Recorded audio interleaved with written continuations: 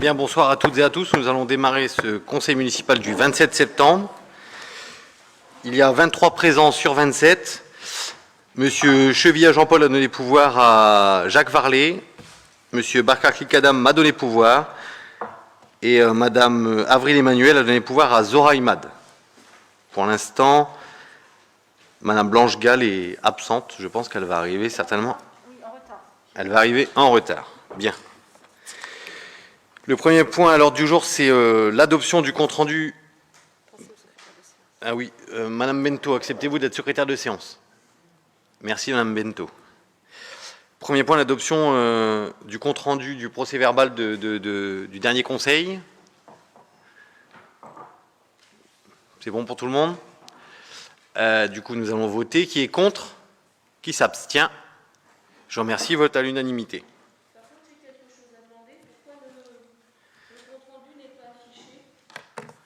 Le compte-rendu n'est pas affiché. Normalement, le compte-rendu doit être affiché dans les 8 jours qui suivent le conseil municipal. Oui. Et il n'était encore pas dimanche. Ah bon? Ni à la Villeneuve, ni à Mézières. Les ordres du jour du conseil municipal du 5 juillet et du 27 septembre n'étaient pas non plus affichés à la Villeneuve. Voilà. Et les nouvelles fraîches, c'est du 15 avril. Bon, écoutez, si vous l'acceptez, nous referons un affichage. Ceci étant, il est disponible sur notre site internet, mais nous referons un affichage sur les panneaux d'affichage réglementaires. Tout le monde n'a pas internet et c'est une réglementation. Bien sûr. Donc normalement, il doit être affiché obligatoirement. Alors, d'après mes informations, il a été affiché. Après, peut-être une erreur. En tout cas, on réaffichera, on l'affichera. Et encore une fois, pour tous ceux qui nous regardent, il est disponible sur notre site internet. Et on espérera, cette fois, et j'ai entendu vos 8 jours légaux, on espérera rapidement respecter ce délai légal, Madame Noll. Merci de votre vigilance. Ensuite, le point 1, compte rendu des décisions prises par le maire, c'est la fixation des tarifs municipaux pour les prestations. Tous nos amis sont là, ainsi qu'il pleut des cordes. Donc, pour tout le monde, tous nos amis sont là. C'est un événement prévu le 16 octobre 2021. Et il pleut des cordes est prévu le 27 novembre 2021. Le prestataire étant Erichkoff et Groupe, et c'est ici dans la salle arc-en-ciel. Voilà. Est-ce que c'est bon pour tout le monde sur ces décisions? Alors, je crois qu'il n'y a pas de vote sur les décisions. C'est juste une information. Oui, moi, je voulais simplement refaire la remarque qui avait déjà été faite, c'est-à-dire qu'au début, nous avions une colonne avec le montant, et même estimatif, du budget de cette opération, et cette colonne, nous ne l'avons plus. Donc, ça perd beaucoup d'intérêt à l'information. Alors, je comprends votre question, Monsieur Pinchot. Ceci étant, ça reste une note de synthèse. On pourrait y mettre tout et tout et tout et tout, mais ça ne vous conviendrait certainement pas encore. Tous les ans, vous demandez le grand livre. Vous allez encore le redemander cette année et vous l'aurez. Et au même titre qu'on vous envoyait la note de synthèse, où vous envoyez le montant en tout cas de ce qu'on demandait aux habitants. Donc voilà. Après, vous aurez tout dans le grand livre comme vous avez l'habitude de le demander. En point divers aussi, je voulais, et vous pourrez certainement le voir ici ce soir, vous annoncer que suite à des divergences d'opinion, Monsieur Jean-Paul Chevilla, adjoint finance aux travaux, nous a donné sa lettre de démission. Donc il ne sera plus adjoint à partir des prochains conseils municipaux. Voilà. Le point 2, donc là c'est l'intégralité des délibérations de ce soir. Achat d'une parcelle en vue de l'extension du groupe scolaire Les Tilleuls, le Petit Prince, parcelle à diviser D572. Et je vais laisser Madame Jessica Drouet rapporter ce point. Oui, bonsoir. Donc, comme l'a dit Monsieur Fontaine, nous voulons acquérir une parcelle dans le but d'agrandir l'école du Petit Prince et des Tilleuls. Donc, il est présenté ce soir aux membres du Conseil, ce projet d'achat. donc de la parcelle, des fonds de jardin de la parcelle D572, en continuité de celle que l'on a déjà acquise. Donc après négociation avec les propriétaires et conformément à l'estimation des services des domaines que nous avons consultés, il a été convenu un prix d'achat de 190 € le mètre carré, et donc la surface est de 500 mètres carrés. Donc, considérant la nécessité de prévoir l'extension de ce groupe scolaire au regard de l'augmentation de la population qui va arriver avec la création de la ZAC des Fontaines, considérant la localisation de cette parcelle, il est proposé ce soir aux membres du Conseil d'approuver l'acquisition du fonds de la parcelle D572 à hauteur de 190 € le mètre carré, pour une surface donc de 500 mètres carrés, de prendre à la charge de la commune tous les frais de procédure et annexes pour la réalisation de cette acquisition, et d'autoriser Monsieur le maire à signer tous les documents s'y afférents. Merci Madame Drouet. Y a-t-il des questions sur cette délibération? Il est 20h37. Madame Gall nous rejoint. Je le dis au micro, c'est important pour le procès verbal. J'avais une petite question, de savoir si toute la parcelle va servir pour l'agrandissement de l'école ou une bonne partie. Alors, la délibération donne l'agrandissement de l'école. Sur la parcelle que nous avons déjà passée en conseil municipal avant, qui est une parcelle juste avant, que vous connaissez toutes et tous, il est évident qu'on imagine aussi, en plus d'agrandir l'école, d'y implanter certainement peut-être un restaurant scolaire et d'agrandir le JM. En tout cas, de faire de ce complexe un complexe scolaire, périscolaire dans l'intégralité. Ce ne sera pas bien évidemment dans ce mandat, mais l'idée, et nous sommes en responsabilité pour prévoir l'avenir. Donc, ce sera peut-être dans 10 ans ou dans 15 ans, mais au moins nous serons propriétaires de ce foncier. Y a-t-il d'autres questions? Je vous remercie. Je vais mettre au vote. Qui est contre cette délibération? Qui s'abstient? Je vous remercie. Vote à l'unanimité. Point numéro 3, convention avec l'association Les Souliers Roses en vue de l'organisation d'événements caritatifs dans le cadre d'Octobre Rose, qui démarre bientôt, au 1er octobre. Je vais laisser la parole à Monsieur Martin.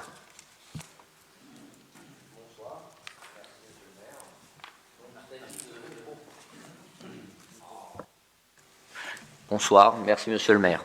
Donc, dans le cadre de la convention avec l'association Les Souliers Roses, en vue de l'organisation d'événements caritatifs dans le cadre d'Octobre Rose, chaque année en octobre, la campagne de lutte contre le cancer du sein, organisée par l'association nationale Ruban Rose, propose de lutter contre le cancer du sein en informant, en dialoguant et en mobilisant.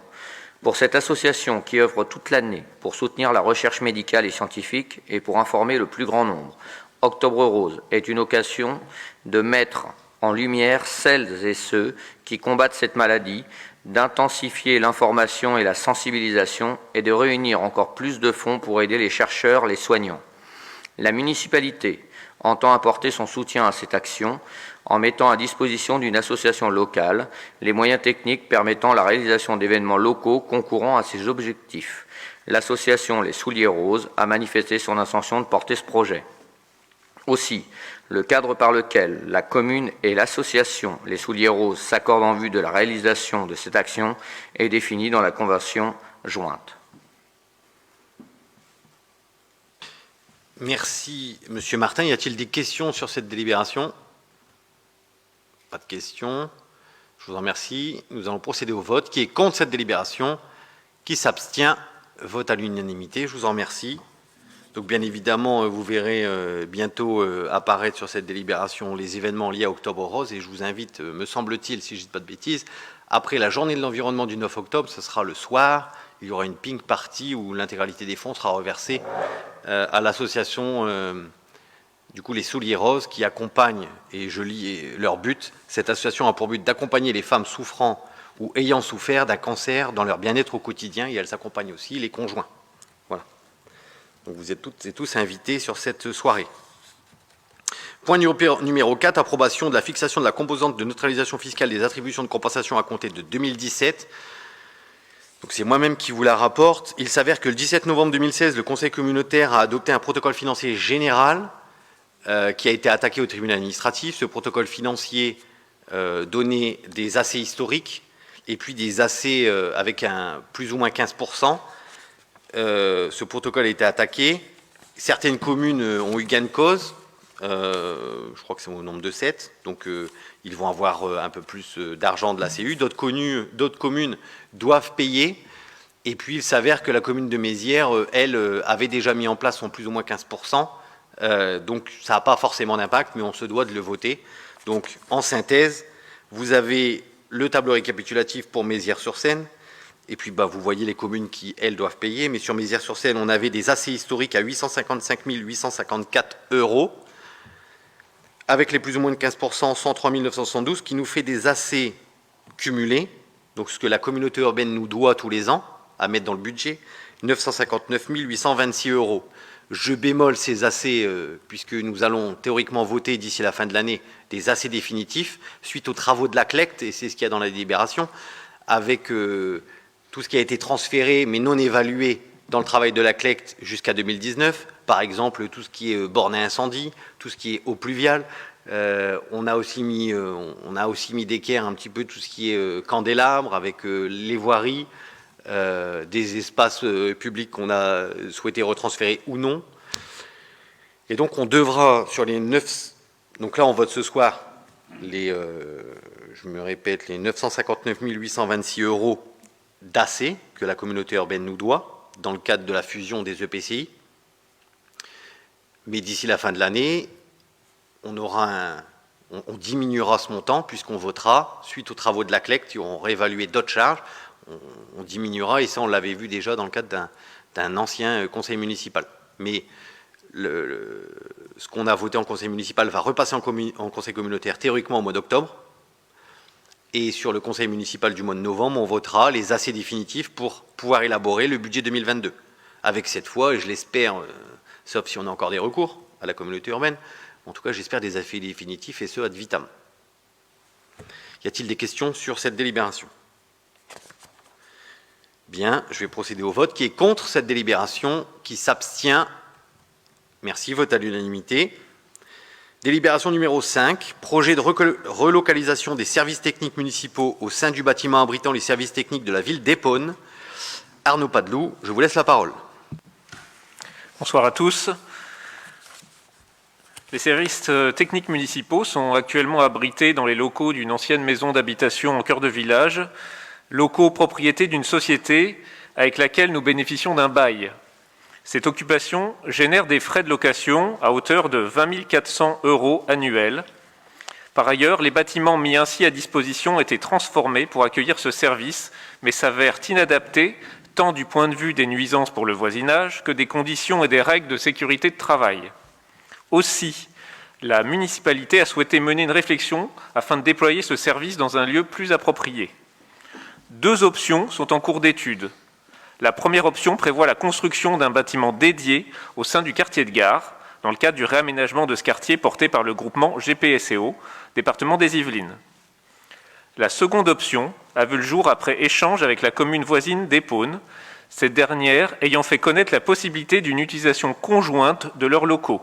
Il s'agit de bâtiments industriels situés dans la couronne des Prés, qui ont été spécifiquement aménagés à cette fin et qui semblent disposer de suffisamment d'espace pour permettre d'accueillir les services des 2 communes sans qu'il ne soit nullement question de les mettre en commun. Au préalable, il est nécessaire que soit menée une étude d'aménagement des locaux afin de permettre une cohabitation confortable pour tous. Ces 2 projets sont portés à la connaissance du conseil municipal pour validation de principe de lancement d'études. Considérant qu'il est opportun pour la commune de Mézières d'étudier la relocalisation de ses services techniques, tant du point de vue financier que d'efficience du service réglementaire, il est proposé au Conseil de délibérer. Monsieur le maire. Je vous remercie, Monsieur Padeloup. Y a-t-il des questions sur cette délibération? Monsieur Adichan. Oui, je voulais savoir, bon, j'étais au courant, mais je voulais savoir, tous ces travaux ont été chiffrés ou pas encore? Pour savoir combien nous coûterait la construction. Est-ce qu'à Épône, on paye quelque chose ou pas? Parce que là, on nous propose des choses, mais sans les chiffres. Donc, on voudrait bien savoir s'il y avait quelque chose derrière ou pas. Alors, c'est l'objectif de cette délibération.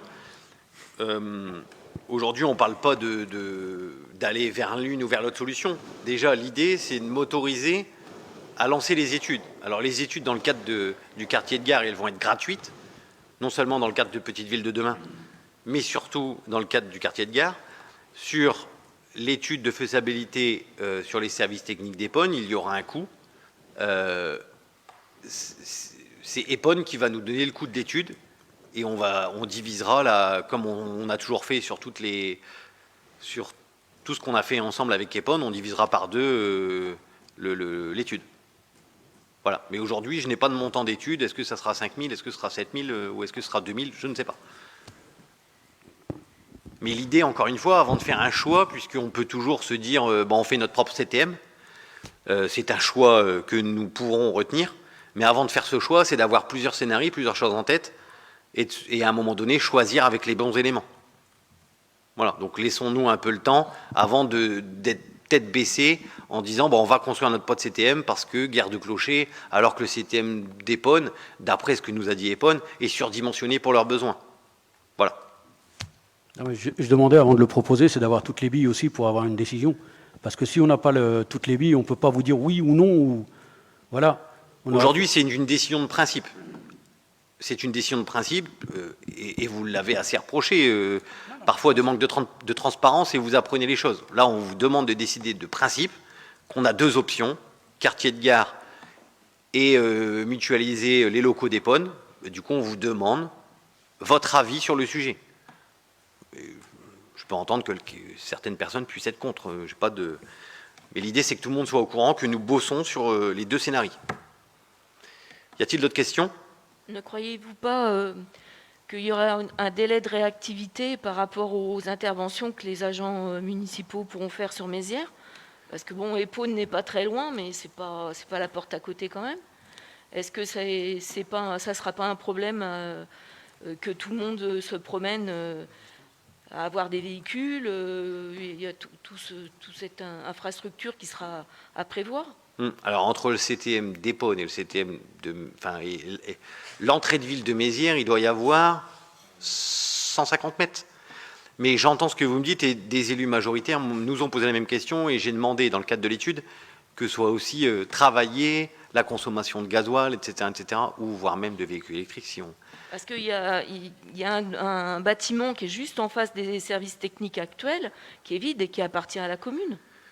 Oui, vous savez comme moi, j'entends ce que vous dites, vous savez comme moi que ce bâtiment est déjà, on en revient au même du début de la délibération, c'est que c'est une demeure à la base, c'est une maison. Il n'est pas adapté à en faire un CTM, d'une part. Et d'autre part, il est dans le cadre d'une OAP. Donc on n'en fait pas ce qu'on veut. Vous le savez aussi comme moi. Enfin, j'espère. Enfin bon, c'était une solution. Ça pourrait être. Ça pourrait être. Bien, je vous remercie. Pas d'autres questions. Nous allons procéder au vote. Qui est contre cette délibération? Monsieur Varlet. C'est toi qui votes contre? Ah, c'est Monsieur Chevilla qui vote contre. C'est pas la même chose. Qui s'abstient? Monsieur Varlet, Madame Noll, Monsieur Adichan. Je vous remercie. Vote à la majorité.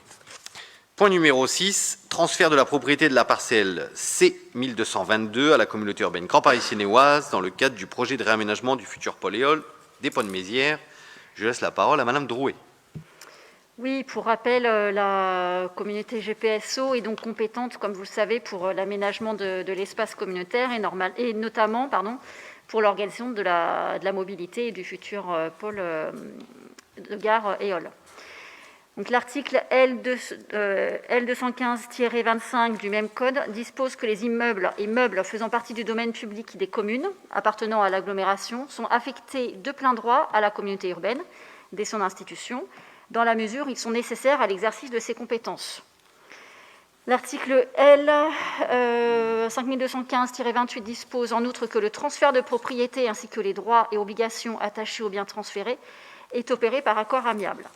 C'est dans ce cadre que le conseil municipal a été sollicité en septembre 2020, l'année dernière, concernant donc les parcelles qui ont été identifiées comme parcelles communales au sein du périmètre de l'aménagement du pôle de gare éole sur notre territoire et sur le territoire d'EPON.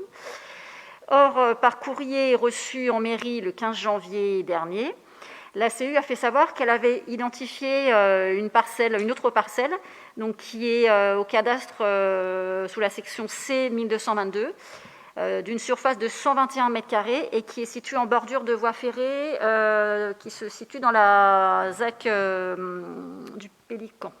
Si je ne... C'est ça, c'est la ZAC du Pélican, il me semble. Donc, il convient d'acter ce transfert de propriété de cette parcelle au profit de GPSO, en précisant que les frais d'acte, les taxes, les droits restent bien sûr à la charge de la CU.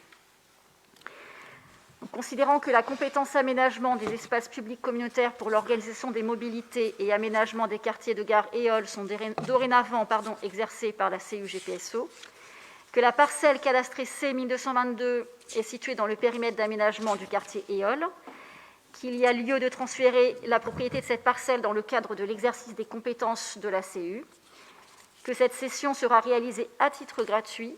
Il est proposé aux membres du Conseil de délibérer ce soir. Merci Mme Drouet. Y a-t-il des questions sur cette délibération? Nous en avons déjà passé une en début de mandat, donc c'est un petit peu la même. C'est bon pour tout le monde. Qui est contre? Qui s'abstient? Vote à l'unanimité. Je vous en remercie. Point numéro 7, soutien à l'ouverture d'une boulangerie en cœur de village. Je laisse la parole à Monsieur Martin.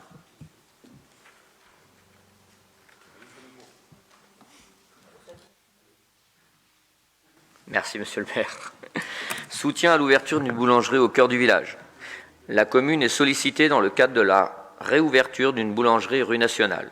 En effet, ce projet porté par la société Les Résidences SHLM est fortement souhaité par la municipalité afin d'apporter un service de proximité à la population du village, d'une part, mais également au nouveau logement de la future ZAC des Fontaines. C'est ainsi qu'un repreneur de la boulangerie s'est porté candidat pour une réouverture dans le courant de l'automne 2021. Néanmoins, son plan de financement reste précaire et nécessite un accompagnement afin de voir ce commerce renaître. La SHLM a ainsi accepté une exonération des 6 premiers mois de loyer de cet artisan. La commune est sollicitée pour prendre à sa charge la moitié des 6 mois de loyer suivants, permettant ainsi à ce repreneur de clôturer son premier exercice comptable. Le loyer mensuel étant de 1 175 €, le montant à prendre en charge par la commune serait donc de 3 525 €. Il est proposé en contrepartie du soutien financier de la commune, un engagement de cet artisan quant à l'amplitude annuelle d'ouverture de ce commerce. Bien, je vous remercie, Monsieur Martin. Y a-t-il des questions sur cette délibération? Oui. Monsieur Pinchot. Oui, je suis passé devant les futurs locaux et j'ai constaté que les travaux étaient quand même encore assez peu avancés pour une ouverture automne 2021. Donc, est-ce qu'il y a un peu de retard dans cette opération? Alors, ceci ne remet pas en cause cette délibération, vous l'imaginez bien, c'est pour son ouverture. En effet, il est prévu une ouverture en décembre, c'est ce qui est sur le papier. Donc c'est fin automne. De vous à moi, et que tout le monde le sache, je pense que ce sera janvier. Voilà. Maintenant, vous savez, les retards inhérents au chantier ne sont pas de notre responsabilité. Ceci étant, cette délibération vaut ce qu'elle vaut. Si c'est fin automne ou début d'hiver, l'idée étant, c'est de participer à la moitié du loyer les 6 mois suivants, les 6 mois gratuits que le bailleur a bien voulu attribuer à ce futur boulanger. C'était une promesse de campagne que d'accompagner ce boulanger, ce pourquoi de cette délibération. Y a-t-il d'autres questions? Bien. Qui est contre cette délibération? Qui s'abstient? Je vous remercie. Vote à l'unanimité. Point 8. Instauration d'animation de ville participative. Monsieur Martin, je vous laisse encore une fois la parole.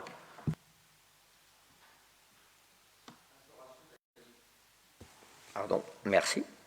L'instauration d'animation de ville participative. La municipalité ambitionne de dynamiser la commune, de l'embellir et d'y associer ses habitants.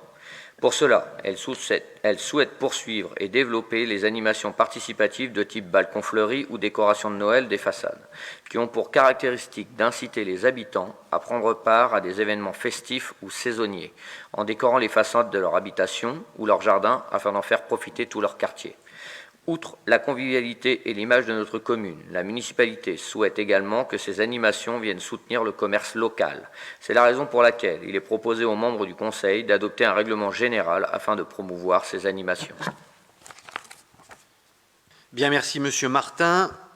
Y a-t-il des questions sur cette délibération, qui, comme toutes les autres, ont été vues en commission, et puis parfois travaillées d'ailleurs? Parfois, j'ai vu parfois. Ça dépend lesquels.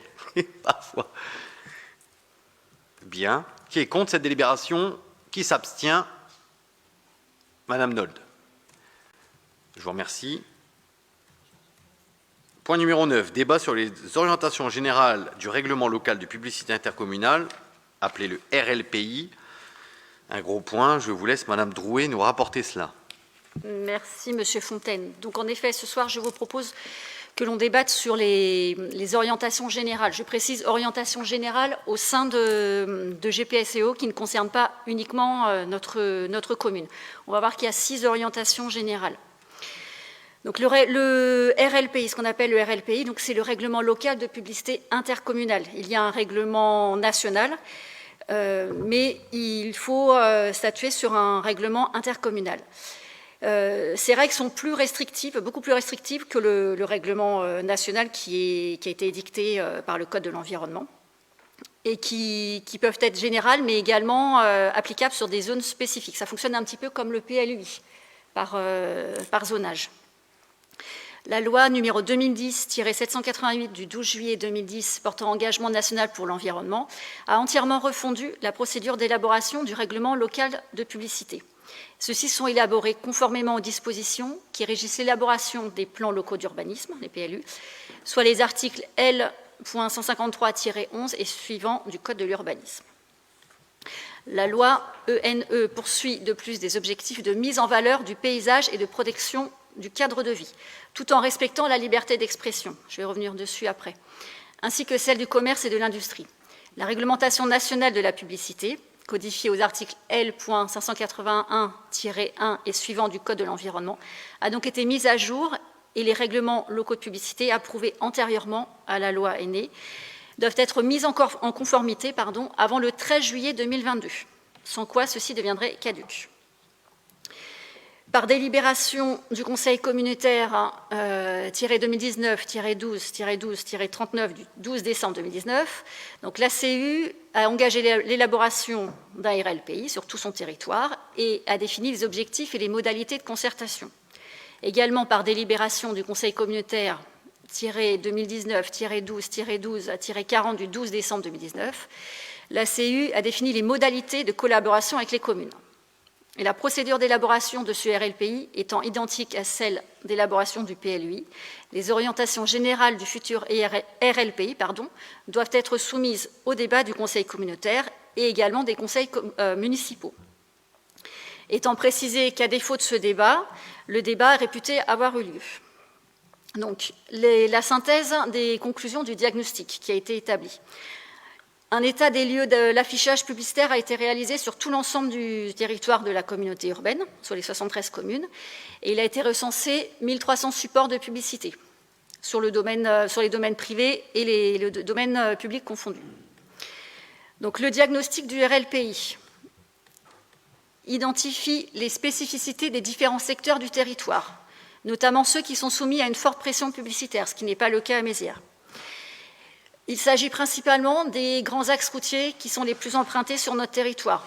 Par exemple, vous avez la départementale de Limay à Poissy, ou celle de Bergenville au Mureau, par exemple. Il y a également les zones commerciales d'activité, comme les 40 sous, la zone commerciale Les Bouteries à Conflans-Sainte-Honorine, ou plus près de chez nous, la zone d'Auchan-Buchelet.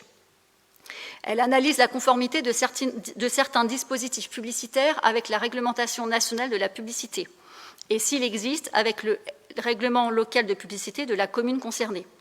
Un des principaux motifs de non-conformité repose sur l'installation de dispositifs publicitaires hors agglomération ou en zone naturelle du PLUI. Elle identifie également les typologies d'enseignes en place et elle détermine des critères de pollution visuelle au regard des enjeux patrimoniaux et paysagers. Et elle propose enfin des pistes de réflexion et d'action afin de traiter les différentes thématiques. Donc, il est proposé aux membres du conseil municipal donc 6 orientations, enfin débattre sur les 6 grandes orientations qui ont été,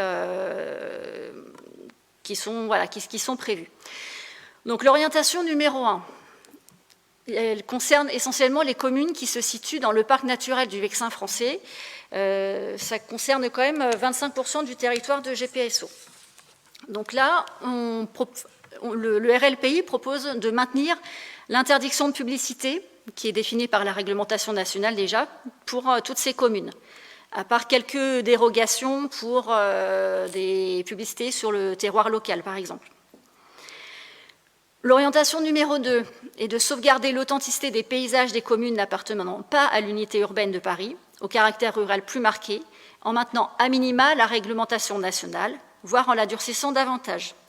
Alors c'est par exemple le cas de notre commune, sachant que notre commune à Mézières, il y a 2 zones identifiées. Il y a une zone qui s'appelle la zone ZP2 qui concerne la zone résidentielle et la zone la ZP4 qui concerne la zone commerciale.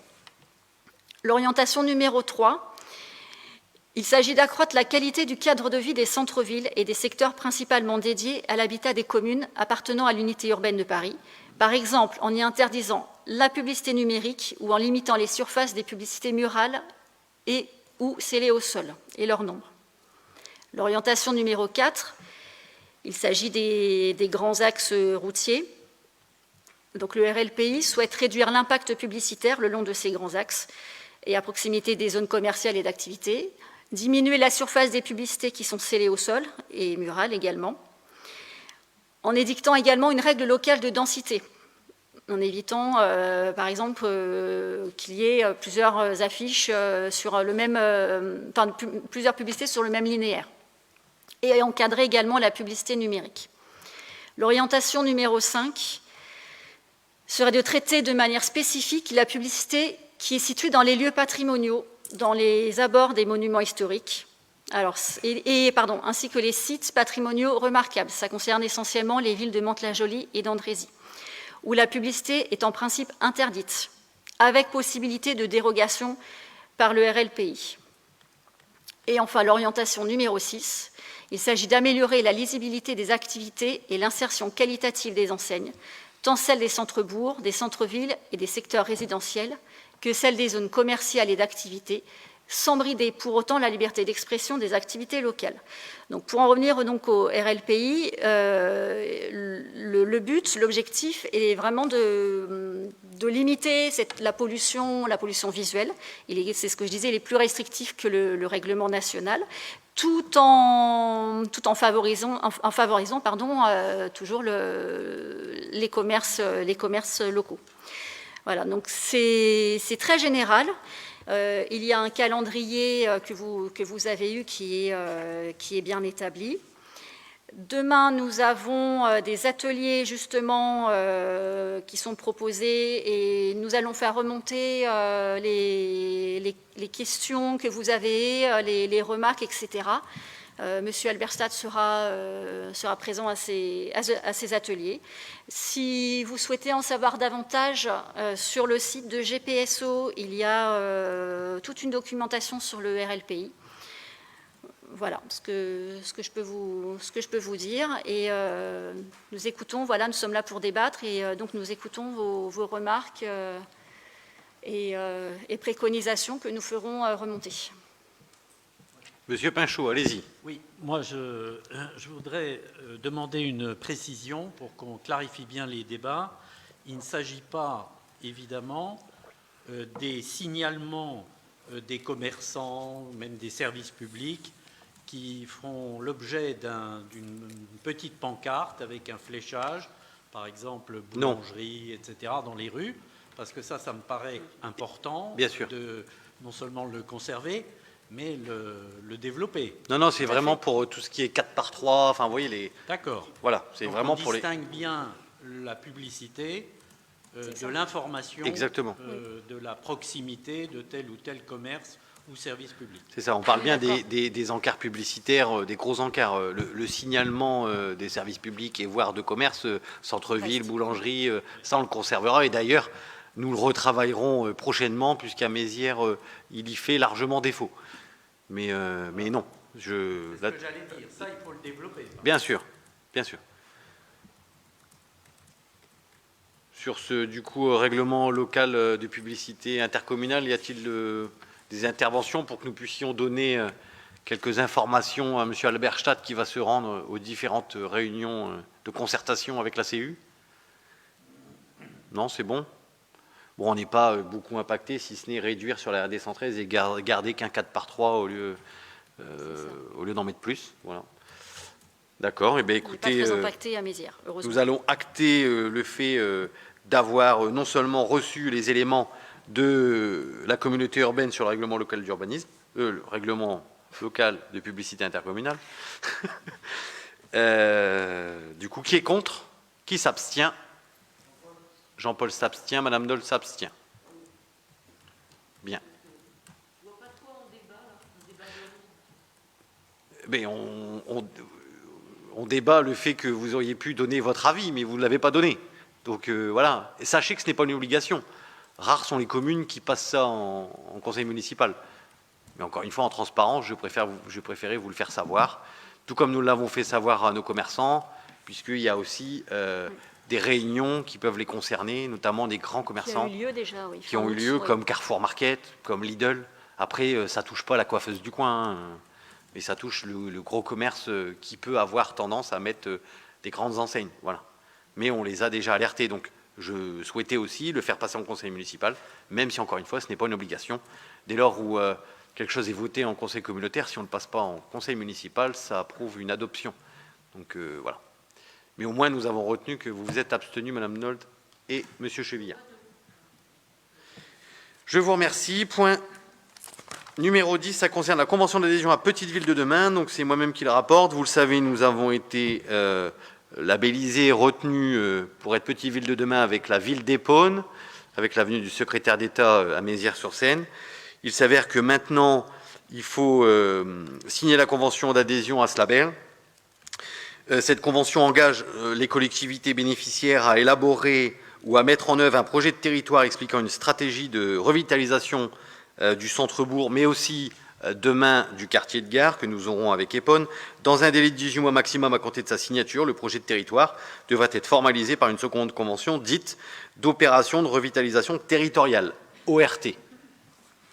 La présente convention a pour objet de préciser les engagements réciproques des parties et d'exposer leurs intentions dans l'exécution du programme, d'indiquer les principes d'organisation des collectivités bénéficiaires du comité de projet et les moyens dédiés à ces collectivités, de définir le fonctionnement général de la convention, de présenter un succinct état des lieux des enjeux du territoire, des stratégies, études, projets, dispositifs et opérations en cours et engagés concourant à la revitalisation, d'identifier les aides du programme nécessaires à l'élaboration, à la consolidation ou à la mise en œuvre du projet de territoire.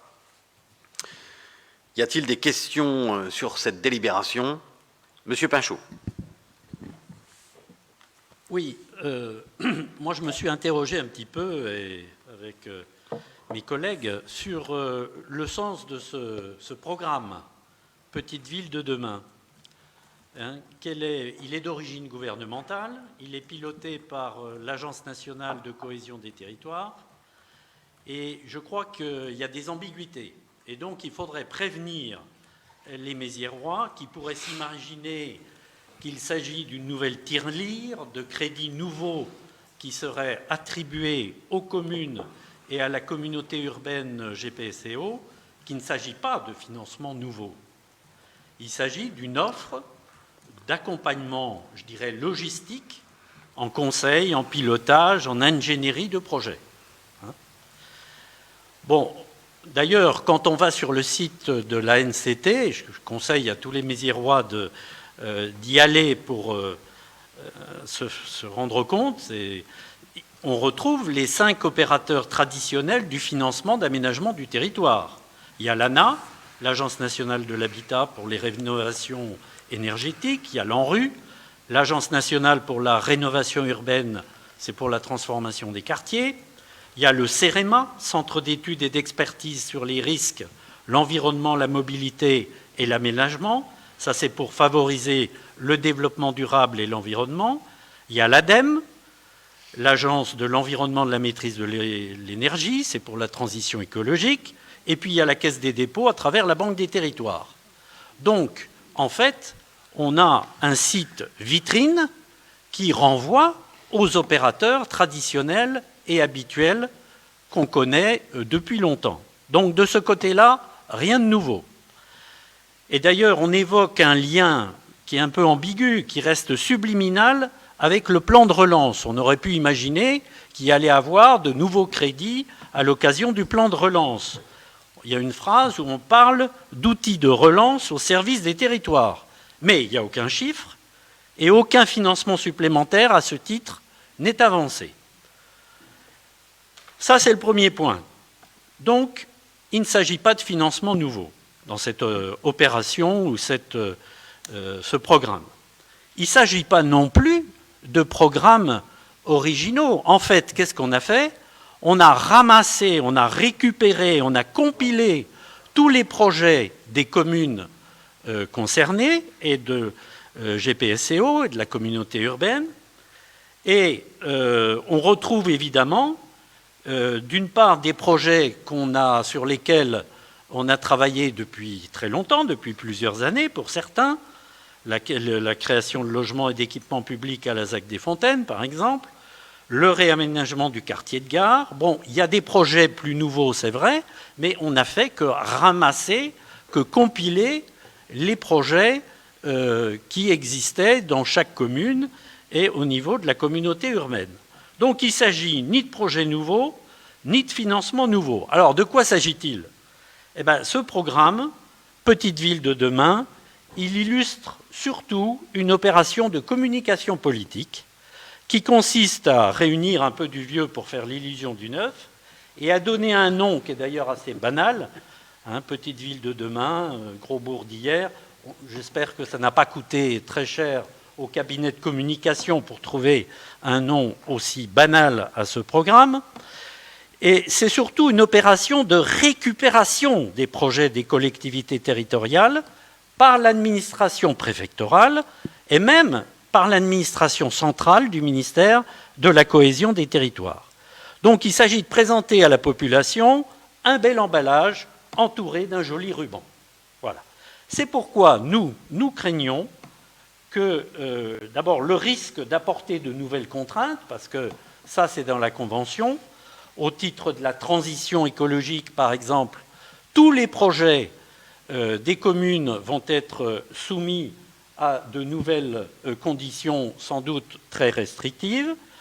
On craint également les lourdeurs bureaucratiques, parce que c'est un échelon supplémentaire de pilotage du projet.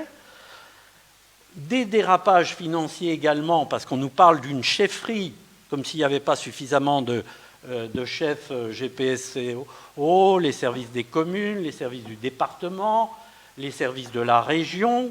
Bon, eh bien non, vous aurez une chefferie de projet Petite Ville de demain. Et tout ça se fera au détriment, oui, peut-être que il y a une ambiguïté, on ne sait pas si ça concerne Képone ou l'ensemble des projets qui font l'objet de la Convention, parce que dans la Convention, il y a 3 communes. Bon. Et tout ça, on craint que ça se fasse au détriment de la réalisation libre et rapide des projets de chacune des communes, et de la nôtre en particulier. Voilà. Donc, merci. Je vous annonce que sur cette question, je m'abstiendrai. Je laisse à mes collègues le jugement de ce qu'ils feront. Alors avant d'annoncer votre vote, je vais quand même vous répondre, puisque c'est important de vous répondre, même si j'ai apprécié la tribune politique sur le sujet. Sachez que Petite Ville de demain nous donne, premièrement, un chef de projet, un chargé d'études qui va être mutualisé avec Képone, financé par GPSO et contrefinancé par l'État. Cette personne va être salariée de GPSO et à disposition des 2 communes pour travailler sur le maillage commercial du centre-bourg, sur le maillage commercial du centre-bourg d'Épone et sur le maillage intégral du quartier de gare. Ça, c'est le premier point. Deuxième point, sachez que dans le cadre de Petite Ville de demain, si vos recherches avaient été un peu plus précises, sachez que toutes les études liées à nos 2 centres-bourgs ainsi qu'au quartier de gare, toutes les études seront financées par la Banque des Territoires. Sachez aussi que c'est 3 milliards d'euros qui sont déployés pour le label Petite Ville de demain. Alors c'est vrai qu'il y a beaucoup de communes, mais c'est quand même 3 milliards d'euros. Peut-être c'est pas assez pour vous, mais c'est 3 milliards d'euros. Sachez que c'est un complément du CRTE. Je pense que vous confondez le CRTE et Petite Ville de demain. Le CRTE, nous irons dans le CRTE, mais le Petite Ville de demain, c'est un label supplémentaire du CRTE. Et enfin, sachez aussi que si vous aviez un petit peu gratté, alors je sors cet après-midi même du cabinet de Jacqueline Gouraud, où j'ai largement échangé sur le sujet, sachez que sur des projets où, en effet, il y a dans la ZAC des Fontaines un maillage commercial de 500 mètres carrés. Et nous le laissons. Mais grâce à Petite Ville de demain, plutôt que de le laisser à un bailleur social et de ne pas maîtriser ce qu'il va y avoir à l'intérieur, ben la commune de Mézières va pouvoir être propriétaire de ces 500 mètres carrés. Et 49% de ce capital va être financé par la Banque des Territoires. Ce qui veut dire qu'en moins de 10 ans, on aura amorti en opération blanche. Et après 10 ans, ce sera directement des loyers qui tomberont dans les caisses de la commune. Donc peut-être que ça ne nous suffit pas. En tout cas, nous, ça nous suffit. Voilà. Mais j'entends que vous vous abstenez sur le sujet. J'ai bien compris que c'était un label. Un label, ça veut dire une étiquette. Et que, bon, une étiquette, ça reste une étiquette. Hein, sur Très bien. Des choses qui existent déjà. La Banque des Territoires, elle opère déjà régulièrement. Et voilà. Très bien. Bon, en tout cas, on vous a entendu. J'espère avoir répondu convenablement. Je vais procéder au vote. Il n'y a pas d'autres interventions sur le sujet? J'ai une intervention à faire. Madame La convention concerne 3 villes, Épône, Rosny, Mézières. Mais en fait, il n'y a que 2 communes lauréates. Alors comment on se partagera Mézières? Ça sera raccroché à Épône? Est-ce Oui. que c'est Épône qui prendra les décisions? Est-ce que ce sera nous? Non. Alors, Mézières-sur-Seine est rattaché à Épône, sur le label Petite Ville de demain. Ce pourquoi nous allons d'ailleurs mutualiser le chef de projet. Ouais. Et puis ensuite, ça va être au fil de l'eau des projets. Encore une fois, soit on a un projet Petite Ville de demain et ça sera financé par le Petite Ville de demain, soit c'est dans le CRTE, et le CRTE c'est un peu un pot commun. Si c'est culturel, bah le CRTE ça va directement financer par le ministère de la Culture. Si c'est lié à la santé, ce ne sera pas Petite Ville de demain qui va le financer, mais ce sera le ministère de la Santé. Il y a 2 choses complètement différentes. Le CRTE va venir dans un deuxième temps, et c'est aussi GPSO qui le porte. Et Petite Ville de demain, c'est ce qu'on vote aujourd'hui. En effet, les 2 villes labellisées en premier, et ça a fait la une de la presse, Rosny-sur-Seine et Épône. Nous avons fait la demande et nous avons été entendus puisque nous avons un quartier de gare en commun. Il était, à mon sens et au sens de l'équipe majoritaire, anormal que Mézières-sur-Seine ne soit pas rattaché. Il ne profite pas aussi de cette dynamisation et de ces quelques avantages, si faibles soient-ils pour vous. Et nous avons été retenus. Voilà, c'est tout. D'accord. Par contre, dans vos projets, il y a équipement public, salle de danse, médiathèque, gymnase, et c'est noté que ça restera exclusivement à la charge de la commune. Mais le gymnase sera à la charge de la commune, la salle de danse sera à la charge de la commune, la médiathèque sera à la charge de la commune. Et il y avait encore quoi? Oui, mais le gymnase, ça a bien été précisé, donc c'est la commune de Mézières qui assumera la construction du gymnase? Ou Non. c'est compris dans le projet? Nous achèterons, c'est compris dans le projet, mais nous achèterons le gymnase qui sera dans le quartier de gare, oui. Mais est-ce que ça sera que la commune de Mézières qui achètera le gymnase? Oui. Et pour un coût de combien, s'il vous plaît? Ah bah là, on n'a pas le coup, ça va être les études qui vont le faire Ah ouais, du quartier de gare. C'est Mais- dans les études. À chaque fois, c'est dans les études. Merci de votre réponse. Non, mais juste pour ma clarté personnelle, voir si j'ai vraiment rien compris ou pas, est-ce qu'il y a des financements spécifiques au programme Petite Ville de demain? Oui. Voilà. Mais je vous l'ai dit, il y a 3 des milliards de déployés sur la France. supplémentaires par Oui. rapport à tous les organismes que j'ai cités, qui de toute façon existent et fonctionnent et fournissent leur financement. Petite Ville de demain ou Gros Bourg d'hier, c'est pareil. Hein. Non mais ça c'est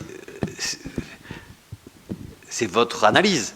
Mais je vous l'ai dit, aujourd'hui je vous invite, M. Pinchot, à prendre rendez-vous avec la Banque des Territoires et leur demander s'ils rentrent dans le capital de 49% de tous les projets hors Petite Ville de demain. Vous verrez que la réponse est non. Aujourd'hui, l'argent qu'ils ont déployé pour aider les communes, c'est dans le label soit Petite Ville de demain ou soit des actions cœur de ville. C'est tout. Le reste, ils font des emprunts ou comme n'importe quelle banque. Mais je vous invite à les regarder. Enfin, j'ai pas de problème avec ça. C'est transparent. Banque des territoires, c'est l'État. Il se finance avec le livret A. Enfin, c'est pas. J'ai rien inventé. Hein. Allez voir.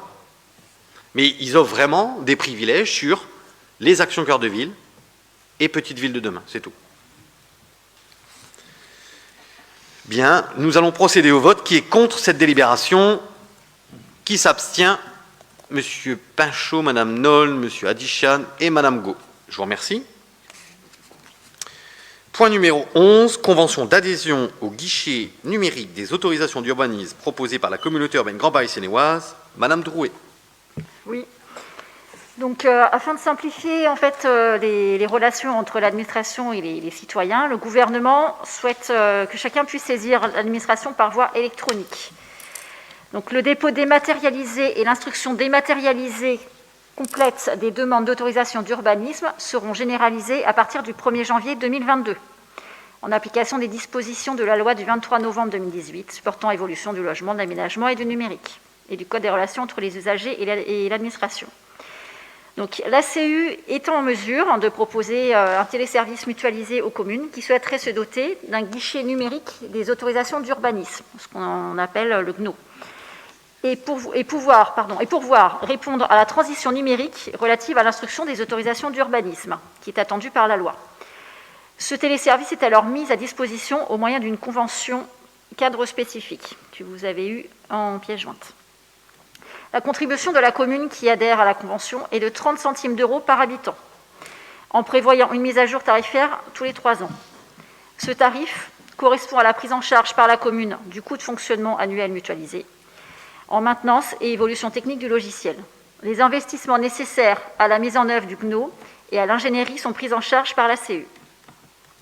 Donc, ce futur guichet numérique, qui sera accessible depuis le site internet de la commune, et sur le site également de GPSO, donc, contribuera à optimiser le traitement des dossiers qui seront déposés à la commune et instruits par le service urbanisme et par les services de la CU.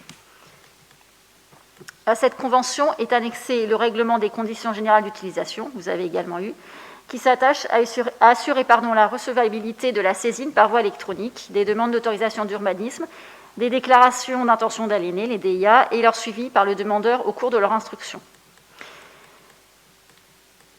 Donc, il est proposé aux membres du Conseil de décider de mettre en place le téléservice d'urbanisme dénommé guichet numérique des autorisations d'urbanisme sur le site internet de la commune, afin de permettre aux usagers de saisir l'administration par voie électronique. Article 2, d'approuver la convention spécifique de mutualisation du guichet numérique des autorisations d'urbanisme entre les communes membres de la CU et la CU, GPSO, annexée à la présente délibération. Article 3, de prendre acte que le fonctionnement de ce téléservice fait l'objet d'une participation annuelle calculée sur la base de 30 centimes d'euros par habitant, en prévoyant une mise à jour tarifaire dans les 3 ans. Article 4, d'approuver le règlement des conditions générales d'utilisation du téléservice annexé à ladite convention. Et enfin, article 5, d'autoriser Monsieur le maire à signer au nom de la commune la convention de mise à disposition du GNO avec la CU, représentée par Monsieur Connier. Alors, je précise, puisque Madame Nold m'avait posé la question et je vous avais répondu.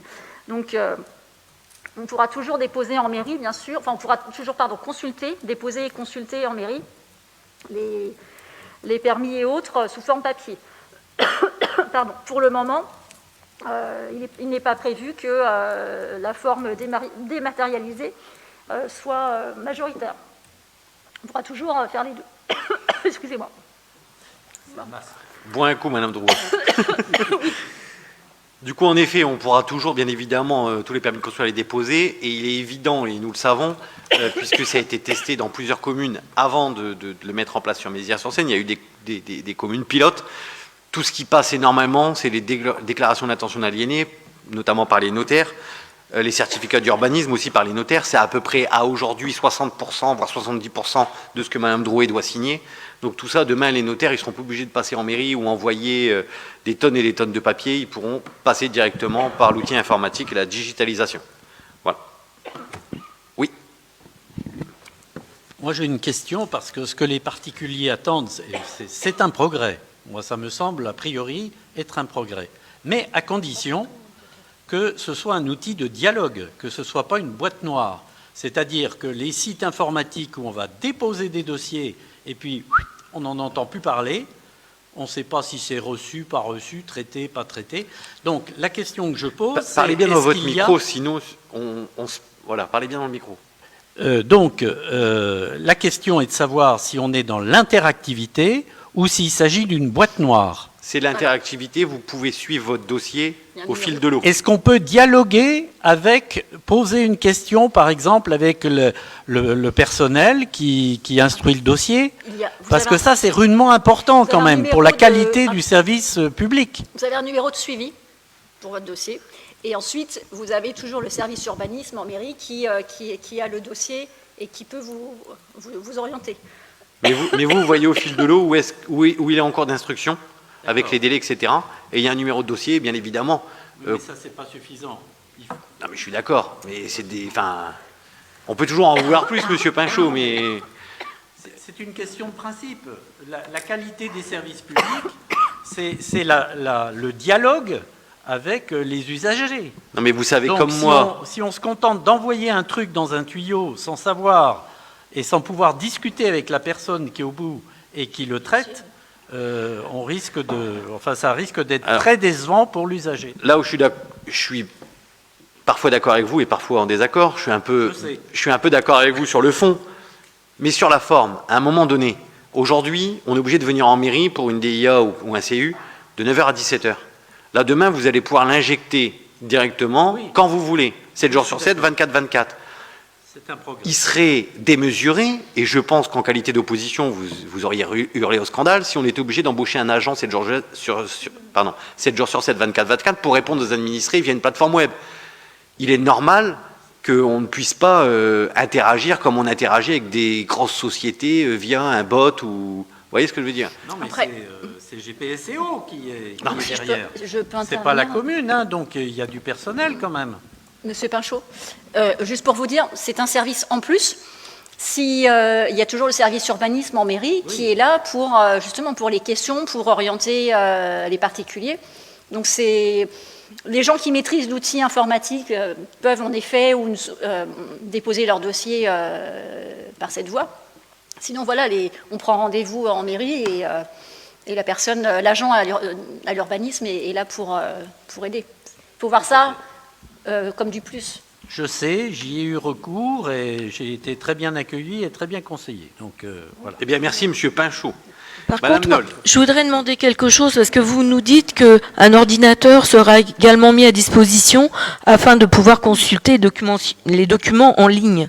Mais quand on veut savoir et vérifier un dossier, il faut qu'on ait un tirage papier. Dans quel délai vous pourriez nous le fournir ? Voilà, j'ai pas compris la question. Madame Drouet, t'as compris? Quand on veut contester un permis de construire, si on n'a pas le dossier papier pour pouvoir vérifier les codes, pour pouvoir vérifier Ah, mais un nous- dossier, Nous, on l'aura forcément en mairie, le dossier papier, pour que vous puissiez le consulter. N'importe quel habitant est en capacité de venir consulter un dossier. d'accord. Ah ben, on est obligé. Oui, mais c'est ça que je demande. Dans quel délai on pourra l'obtenir? Parce que vous aurez pas forcément un tirage systématique Non, mais vous, des dossiers. comme aujourd'hui, vous On prenez un prend rendez-vous. rendez-vous, on vous donnera le document. D'accord. Par contre, j'ai constaté quelque chose en regardant les tableaux d'affichage, c'est que les arrêtés comme quoi vous délivrez un permis de construire ne sont plus affichés. Il y a un état avec les noms, le motif du dépôt de permis de construire, mais il n'y a plus l'arrêté du maire d'afficher dans le tableau d'affichage. Ah. Alors là, je me tourne... Parce que là, j'ai épluché tous les affichages et franchement, il y a un sacré nettoyage à faire, hein. Il semble qu'on ait perdu les clés des tableaux d'affichage. Sûrement. Monsieur Pinchot. J'aime Sûrement. votre humour. Mais en tout cas, ce que vient de nous dire notre directrice générale des services, nous regarderons et nous afficherons... Et ça serait bien qu'on remonte vraiment les choses importantes à hauteur d'homme, au lieu de les mettre vraiment tout en bas, pour pas qu'on puisse les lire presque. Il y a une décision d'élargissement du PLUI qui a été pris par GPSO. Le document y est sur le tableau affichage, mais tout en bas, c'est dommage que ce soit si mal placé. J'entends, mais après, les personnes petites diront que c'est trop haut. Ouais, non, mais là, il faut être asmote quand Et même. pensons au PMR. Faut être asmote. Non, il y a un sacré nettoyage à faire dans les tableaux d'affichage quand même. Merci, Madame Noll, de votre intervention et nous regarderons. Promis. Y a-t-il d'autres interventions sur cette délibération de convention? Oui, il y a quand même quelque chose qui m'a surpris, c'est que vous envisagez de faire une cuisine centrale pluricommunale, alors que les cuisines pour l'hôpital ou tout ça... Mais ça, c'est hors sujet, Madame Noll. On C'est parle du Paul, guichet ça unique. Pardon? On parle du guichet unique. Ah, excusez-moi, j'ai passé de... Oui, c'est moi qui ai bifurqué. Bien. Qui est contre cette délibération? Qui s'abstient? Vote à l'unanimité. Je vous en remercie. Point numéro 12, refonte du règlement du cimetière et de ses tarifs. Je laisse la parole à Monsieur Padelot. Le règlement du cimetière a été adopté à l'origine en 2002 et sa dernière modification date de 2011. L'évolution des pratiques funéraires nécessite que ce règlement soit intégralement mis à jour. Il est ainsi proposé aux membres du Conseil d'adopter un nouveau règlement du cimetière communal dont les principaux ajouts ou modifications portent sur la possibilité d'inhumation en caverne, la création de nouvelles durées de concession et les horaires d'ouverture du cimetière, ses tarifs et les conditions d'inhumation. Donc ça a été débattu en commission affaires générales.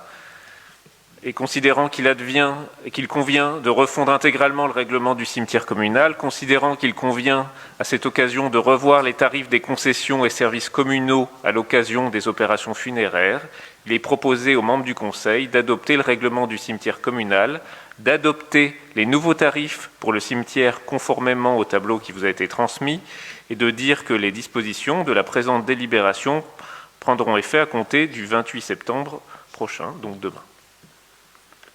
Monsieur le maire. Merci, Monsieur Padelou. Y a-t-il des questions sur cette délibération? Je vous remercie. Qui est contre? Qui s'abstient?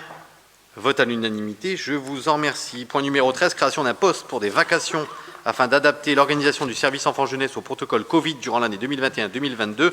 Décidément, ce Covid, nous avons du mal à nous en sortir. Je laisse la parole à Madame Elouari. Merci, Monsieur le maire. Bonsoir, messieurs, dames. Alors, cette délibération a été vue lors de la commission affaires générales et sécurité qui a eu lieu le 16 septembre 2021, donc pas en commission scolaire. Donc, comme vous le savez, la reconduction de protocoles sanitaires à l'occasion de la rentrée scolaire 2021 rend nécessaire le recrutement d'un agent vacataire pour faire face aux mesures sanitaires qui peuvent être renforcées en fonction de l'évolution de la pandémie. Selon la situation dans le département, l'organisation du service évolue, notamment lorsque les règles en matière de limitation du brassage des enfants doivent être mises en œuvre. Un renfort humain peut donc s'avérer nécessaire sur les temps particuliers, comme la cantine, le périscolaire, sans qu'il soit possible à ce stade de déterminer précisément ce besoin sur l'année scolaire qui va s'écouler. Considérant que le recours à un agent vacataire peut s'avérer nécessaire durant l'année scolaire 2021-2022, pour adapter l'organisation des services enfance-jeunesse aux mesures à mettre en œuvre du fait de l'évolution des niveaux d'alerte et de ses conséquences sur le protocole sanitaire à déployer. Considérant que ces modalités de réorganisation ne sont pas quantifiables, car dépendantes d'un contexte national et départemental imprévisible à ce jour. Considérant qu'il est nécessaire que les services communaux disposent de moyens afin de conserver leur réactivité en la matière, il est donc proposé aux membres du Conseil d'autoriser le recrutement d'un agent d'animation vacataire pour l'année scolaire 2021-2022 sur les périodes qui s'avéreront nécessaires pour faire face à des modifications d'organisation de services liées à la crise sanitaire, de fixer la rémunération de cet agent au taux horaire brut du SMIC, soit 10,25 € de l'heure au 1er janvier 2021, et de préciser que les crédits nécessaires seront inscrits au budget communal autant que de besoin.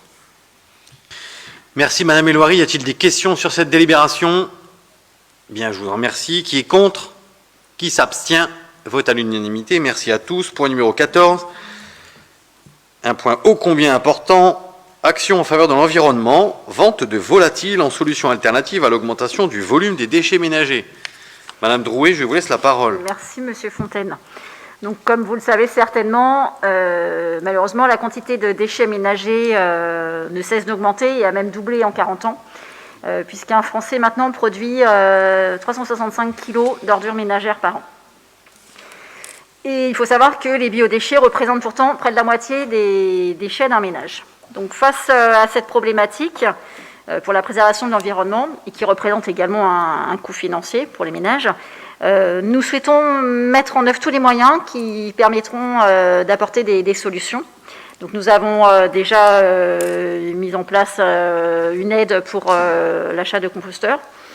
Et parmi les différentes pistes à exploiter, s'est posée également la question d'une élimination naturelle de ces déchets, donc par le compost, mais également par des animaux d'élevage et notamment des poules.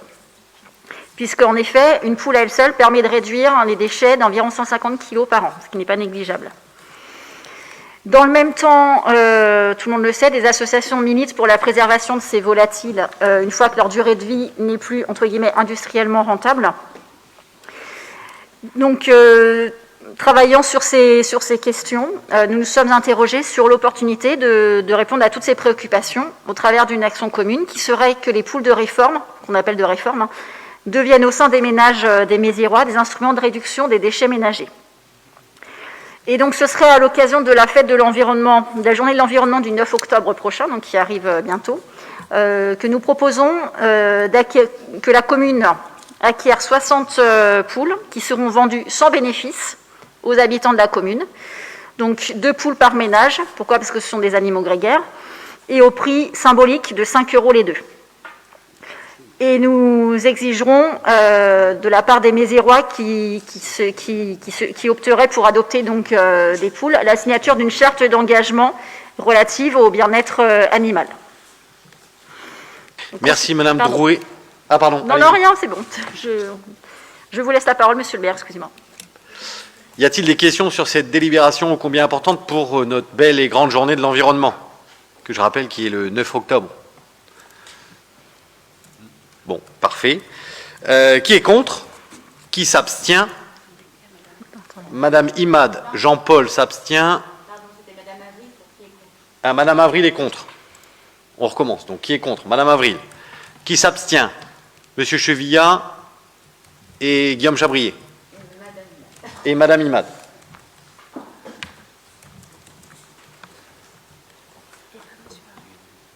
Monsieur Varlet, vous votez pour? Il est pour. Il aime bien les poules, Monsieur Varlet. Il a plein de poules. Bien, parfait, je vous en remercie. Nous passons aux questions orales. J'ai reçu une question de Madame Nold qui porte sur l'antenne 5G. C'est bien ça, Madame Nold? Je voulais savoir où nous en étions de cette antenne. Comme je l'avais dit, et suite à l'enquête, j'ai donné accord à Orange pour travailler et me rendre compte de la radiographie. Et une de mes grandes préoccupations, enfin les 3 que j'avais données, c'était être sur un terrain communal, être le moins visible possible de la population, donc moins de nuisances visuelles, et enfin avoir une radiographie qui couvre tous Mézières-sur-Seine de manière à ce que demain, s'il y a un autre fournisseur d'accès Internet qui nous sollicite, on n'a plus qu'à le mettre dans cette même antenne. À aujourd'hui, je n'ai pas eu le rapport de cette étude, donc pour l'instant, nous en sommes nulle part. J'ai encore vu Orange, je crois, la semaine dernière, pour d'autres sujets, puisqu'on parlait de la fibre optique, etc. Et je leur ai rappelé que j'attendais l'étude radiographique. Donc à aujourd'hui, ça en est nulle part. J'ai juste leur donné l'accord, comme je l'avais dit, ça date, hein, ça doit dater du mois de juin ou je ne sais plus quelle date, pour qu'ils puissent faire l'étude. Et s'ils répondent aux 3 critères que j'ai fixés, et que nous avons fixés ensemble, ils pourront déployer l'antenne 5G. Voilà. Mais donc uniquement s'ils répondent... Vous maintiendrez le lieu où elle était déterminée, c'est-à-dire dans le stade de Asconge? S'ils répondent aux 3 critères que j'ai écrits dans mon courrier et que je vous ai communiqué, enfin vous avez eu. Et... Malgré que les habitants de la Villeneuve ne sont pas très chauds pour avoir ça à côté de chez eux? Pour rappel, Madame Nold, c'est de par mon porte-à-porte 4% qui sont contre, et de par votre porte-à-porte à vous, c'est 14%. Moi, je n'ai pas fait de porte-à-porte. Non, mais d'accord, mais... J'ai pas fait de porte-à-porte, moi. 14% des gens sont contre. Je fais pas de racolage, donc je n'ai pas été faire de porte-à-porte. Je peux vous dire que j'étais encore ce week-end à la kermesse de la Villeneuve, où il y avait beaucoup de monde, et tout le monde m'a dit quand est-ce qu'on va capter ici Internet. Alors, il ne parle pas du filaire via la 5G, il parle vraiment parce qu'on ne capte rien. On veut téléphoner là-haut, on ne capte rien. Oh, ben, c'est bizarre, moi mon téléphone il capte, dites donc. Bah, écoutez, C'est vous quand nous donnerez même votre ballot, recette. hein. Ils ne doivent pas avoir le bon opérateur, sûrement.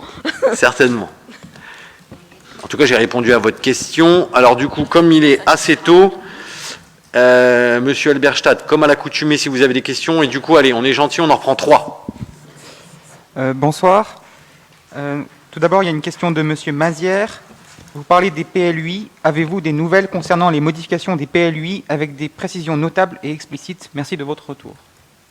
Alors, pour Monsieur Mazière, oui, le PLUI, d'ailleurs, il a été voté jeudi dernier, et j'invite à aller regarder, j'espère qu'il respecte le délai de 8 jours, la communauté urbaine, mais j'invite à aller regarder sur le site de la communauté urbaine les comptes rendus. A été acté le fait de modifier le PLUI au conseil communautaire de jeudi. Donc on rentre dans une phase de modification léger, quelques modifications. Quand je dis léger, ça veut dire qu'on passe pas une zone naturelle en constructible. C'est vraiment une zone UDA, on veut aller passer en UDA 3 ou UDA 4. C'est vraiment des petites modifications. Donc on rentre dans le cadre de la modification. Nous sommes en train de travailler et nous avons finalisé quand même pas mal de choses avec Madame Drouet et puis l'équipe majoritaire sur le sujet. Et il y aura encore une fois une enquête, ça va prendre encore du temps. Et normalement, une fois que toutes les communes auront rendu leur lettre au Père Noël, si je puis l'appeler ainsi, et bien du coup, il y aura un vote dans les conseils municipaux et un vote au conseil communautaire. Donc théoriquement, si je dis pas de bêtises, Madame Drouet, ça doit être 2023, quoi, début 2023. Avec les enquêtes environnementales et compagnie. En fait, ça va dépendre aussi, au mieux, ça va dépendre aussi de ce que certains maires demandent. Nous, à Mézières, on ne demande pas grand-chose. En tout cas, je pense qu'on ne demandera pas grand-chose. Après, dans certaines communes, ça peut parfois demander enquête environnementale, enquête publique, ça peut être un peu plus long. Voilà, donc nous sommes, je rappelle, c'est un plan local d'urbanisme intercommunal, nous sommes dépendants des 73 communes et des 73 maires. Mézières ne fait pas ce qu'il veut sur le sujet. Il y a eu, au moment du passage et du vote... Parlez bien dans le micro. Au moment du passage et du vote du PLUI, il y a eu une enquête publique déjà. Oui. Et certains Méziérois ont fait des dossiers, des remarques qu'ils ont envoyés au, je crois que ça s'appelle commissaire enquêteur. Voilà. Okay, oui. Mais nous n'avons pas de retour. Personne n'a de retour. Alors, comment ça se passe? Est-ce que c'est la commune qui doit donner les retours? Est-ce que... Alors les retours, le commissaire enquêteur a émis un avis qui a théoriquement été public sur le site de GPSO. Et puis il a émis des avis sur tel ou tel sujet. Il a retenu votre remarque, ma remarque, celle de M. Brequeville. Mais il n'en a pas retenu. Et ça a été communiqué à GPSO. Ça n'a pas été communiqué à Mézières-sur-Seine. Et GPSO l'a rendu public. Et ensuite, il y a eu les communes qui ont voté. Donc quand vous étiez élu, vous avez voté le PLUI. Oui, mais comment les particuliers donc, qui ont fait des remarques sont-ils au courant de la manière dont leurs remarques ont été prises en compte? Ça, c'était en janvier 2020, quand vous l'avez voté. C'était en ligne sur le site de GPSO. Peut-être que ça y est encore, mais je ne crois pas. On parle de janvier 2020, je ne sais pas. Mais normalement, c'est sur le site de GPSO, en janvier 2020, quand vous avez voté le PLUI. Il fallait vous poser la question quand vous l'avez voté, M. Pinchot. Oui, mais j'ai voté le PLUI globalement. Je n'ai pas voté mais à l'époque, vous ne preniez pas en compte... de M. Tartampion, etc. D'accord, mais à l'époque, vous ne preniez pas en compte les remarques données au commissaire enquêteur, mais vous me la posez aujourd'hui, alors que je n'ai pas voté le PLUI. Non, mais pas du tout. Moi, je parlais sur un plan administratif. On revient sur le service au public. Voilà. On est surpris qu'il n'y ait pas de... À partir du moment où quelqu'un prend le soin de faire des remarques, de rédiger quelque chose, d'apporter des documents, d'argumenter son dossier, ça serait quand même normal qu'on lui réponde. Je vous rassure, j'ai moi-même mis... je suis allé voir le commissaire enquêteur, je lui ai donné beaucoup de réserves, notamment en ce qui concerne la ZAC des Fontaines et les R+3 plus Combe qui étaient prévus au Ré des Bois. Jamais je n'ai eu de retour. C'est pas normal. C'est pas normal, mais au mois de janvier, nous n'étions pas là. Et c'est sur le site. Ça a été sur le site. Ça a été sur le site de GPSO. Alors, est-ce que ça y est encore? Je ne sais pas. Mais... Je ne crois pas, mais en tout cas, il y a quelques mois encore, ça y était. Ok. Nous me disons dans l'oreillette que GPSO avait émis un rapport et avait fourni ça à toutes les communes de toutes les choses qui avaient été demandées, mais bon, nous étions pas là, Monsieur Pachot. Enfin, On doit pouvoir le retrouver, mais... il y a la continuité du service public, et quand une nouvelle équipe prend la suite, il y a des archives, et voilà, je pense que ça doit être... Non, mais du coup, quelle est votre demande? Le document, on vient de me dire qu'il existe, mais quelle est votre demande? Que ce document soit accessible, on pourrait le mettre peut-être sur le site de la mairie. Ah non, mais Par exemple. non, mais le PLUI, vous l'avez voté, donc enfin, qu'est-ce que vous voulez qu'on mette en ligne? Vous me demandez de faire des choses que vous n'avez pas fait. Enfin, c'est quand même culotté, Monsieur Pachot. Non, là, je crois qu'on n'est pas... On se comprend pas, là. Hein, non. Bah si, on se comprend. Je crois pas. Il y a eu une enquête publique avant de voter le PLUI. L'enquête publique a donné des résultats que vous avez reçus. Oui. Vous les avez pas publiés, mais vous avez voté d'un seul homme le PLUI. Et aujourd'hui, vous me dites, Mais comment rendez voulez-vous public faire l'enquête autrement publique de début 2020. On va pas... voilà, le PLUI, on le vote globalement. Hein, c'est pas... Voilà. Moi, il y a eu des remarques qui ont été faites. Ça serait normal, s'il y a un document qui les récapitule, que ce document soit... Mais bon, je peux me présenter en mairie pour en avoir connaissance. Il n'y a pas de souci. Hein. Mais il faut déjà qu'on regarde bon, où il est. Je ne suis pas le seul, peut-être, à avoir fait des remarques concernant le PLUI. Je pensais aux autres. Bah, vu que vous avez voté le PLUI, j'espère que vous n'avez pas fait de remarques. Mais bon, passons. Les autres questions, puisque nous en sommes au point divers... Deuxième question de Madame Rouillet. Bonsoir, est-ce que la Réunion a un rapport avec la lettre que l'on a reçue cette semaine au sujet du cadastre? Absolument pas. Madame Rouillet, alors je sais que depuis presque 8 mois ou 9 mois, le cadastre réétudie toutes les parcelles de plusieurs communes, et notamment Mézières. Donc vous allez avoir quelqu'un du cadastre de la DGFiP qui va passer certainement chez vous, mais c'est absolument rien à voir avec la commune et ce qu'on vient de voter ce soir. Voilà. Ça aura à voir avec la réévaluation de vos impôts éventuels. Hein. Oui, non, mais d'accord, mais ça n'a rien à voir avec la commune. D'accord. Et enfin, dernière question de Monsieur Richard, mais vous y avez déjà répondu, c'était par rapport au réseau téléphonique sur la Villeneuve. C'était quoi sa question? Il est contre ou... C'était quand aura-t-on un vrai réseau téléphonique mobile sur la Villeneuve? Ah, bah du coup, je vous invite à appeler Madame Nold, qui a l'air d'avoir un réseau qui fonctionne très bien. Merci à toutes et à tous. Le conseil municipal est clos. À bientôt.